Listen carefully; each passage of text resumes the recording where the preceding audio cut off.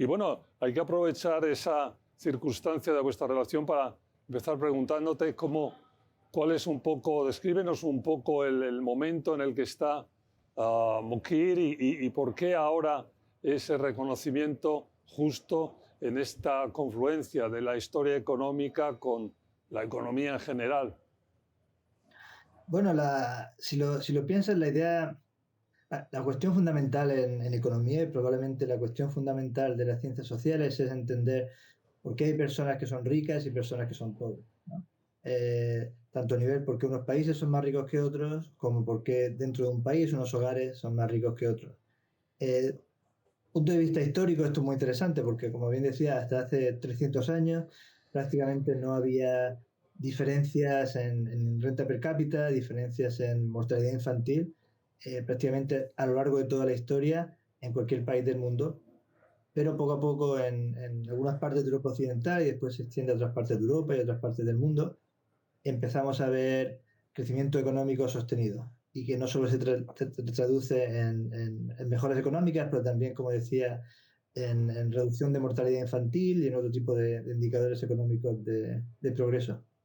Entonces, el, el, la razón por la que están dando el Nobel este año es precisamente porque toda su carrera se ha dedicado a intentar entender esta pregunta, ¿no? ¿Por qué empieza en ese momento y por qué empieza en Europa la revolución industrial y el crecimiento económico sostenido? Y su respuesta sencilla es porque ahí es cuando empieza a haber crecimiento tecnológico. No puede haber crecimiento sostenido si no hay crecimiento tecnológico. Y luego tiene otra serie de ideas que explican por qué precisamente surge en Europa durante el siglo XVIII. Vamos a ir pasando por todas las principales, los principales factores que nos llevan ahí, pero antes de entrar, ¿qué tan importante es? Porque tú también eres, tu propia tesis doctoral es un tema histórico. ¿Qué tan importante es mirar atrás para poder ir con buen paso hacia adelante? No, pues es fundamental, ¿no? Una analogía que de hecho siempre hacía Joel es que todos los biólogos deben estudiar paleontología, porque si solo estudias los animales que están, las especies que están vivas hoy, vas a fijarte en un set de animales muy pequeño, con lo cual estudiando paleontología te abre la mente a muchos posibles organismos vivos que ya no están, pero que son organismos vivos con sus propios procesos. Lo mismo es cierto en la economía, ¿no? Incluso si solo queremos entender la economía a día de hoy, es útil mirar al pasado, mirar otras instituciones, otros contratos, otros tipos de sistemas políticos que existieron en el pasado, que tenían sentido en el pasado, entender por qué existieron y por qué no existen ya, incluso si solo queremos entender las instituciones presentes, ¿no? Entonces, la historia económica te ayuda de esa manera a tener ¿no? Pensar fuera de la caja o tener un punto de mira más amplio sobre las cosas que han pasado, por qué han pasado, lo cual te puede ayudar al futuro para prevenir ciertas cosas que no queremos que pasen o para diseñar nuevas instituciones para seguir creciendo económicamente.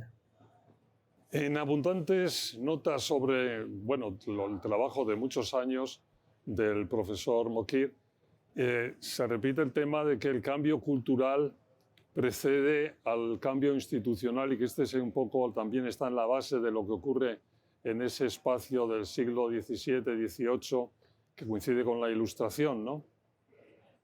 Sí, efectivamente. O sea, parte de tesis principal es precisamente que lo que hizo Europa única en el siglo XVIII era de hecho algo que había empezado antes, probablemente en el siglo XV o así, que era un intercambio de ideas más libres y en el que las ideas que se imponían no eran las ideas que venían de alguien más poderoso o de algún sabio antiguo que lo había dejado escrito hace 2000 años y todo el mundo tenía que seguirlo, ¿no? Lo que pasa en Europa, como decía, con el Renacimiento, incluso en la tardía Edad Media, es que la gente empieza a no tener tanto respeto por el conocimiento adquirido de generaciones antiguas, no tenerle tanto respeto a Aristóteles y decir, bueno, a lo mejor Aristóteles se equivocó porque no sabía ciertas cosas que nosotros sabemos.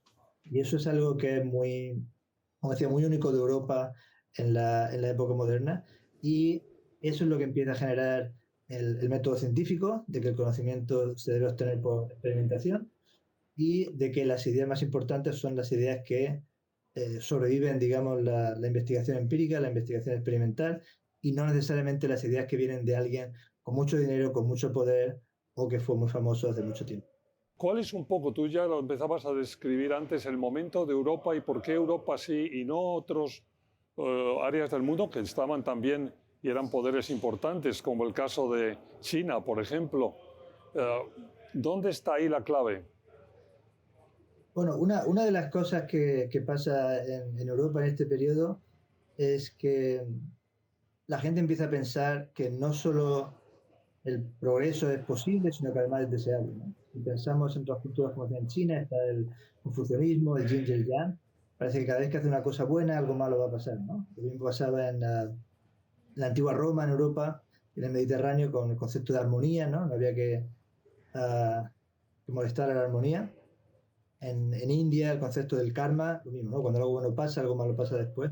Pero todas estas culturas están muy en contra del cambio de cualquier tipo y con lo cual cualquier persona que intentara cambiar las cosas, hacer algún cambio tecnológico, pues el propio sistema estaba en contra de eso. Entonces, esto empieza a cambiar en Europa, empieza a cambiar, cambio teológico también y un cambio filosófico, en la que la gente empieza a ver que estas mejoras tecnológicas pueden cambiar el mundo y esto no está en contra de Dios. Empieza a haber muchas personas que dicen que precisamente el aumentar el conocimiento sobre el mundo natural no solo no es blasfemia ni pecado, sino que es lo que Dios quiere que hagamos.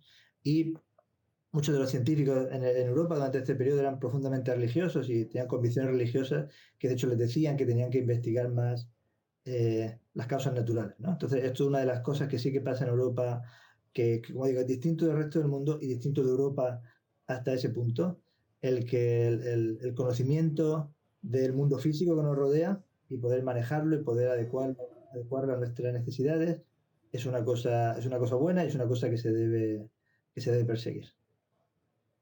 Tú escribes en algunas de las notas sobre el premio Nobel y sobre todas estas teorías que la fragmentación política en Europa, que era un hecho en ese momento, no coincide con la unidad cultural que se refuerza mucho en este periodo, ¿no? Me gustaría un poco que profundizaras en eso, ¿no? Sí, efectivamente, ¿no? La clave, incluso aunque entendamos todo esto que hemos hablado, ¿no? Del progreso, el cambio tecnológico, todavía no explica por qué en Europa se podía hacer, ¿no? Y o sea, lo que sabemos es, igual en el Imperio Romano, en China, el califato, en el caso del Islam, muchos de estos tuvieron periodos de cambio tecnológico y periodos de crecimiento económico, ¿no? Y edades doradas, pero en todos estos casos se apagó ese crecimiento tecnológico, se reprimió el cambio tecnológico y al final acabaron teniendo crisis que eventualmente disolvieron o tuvieron muchos problemas, ¿no? Y en el caso de China en concreto, el poder centralizador del imperio, ¿no? Por ejemplo, Jiang Zemin, hacía que cualquier intento de cambio, ya sea institucional o intento de cambio tecnológico, era reprimido desde el centro.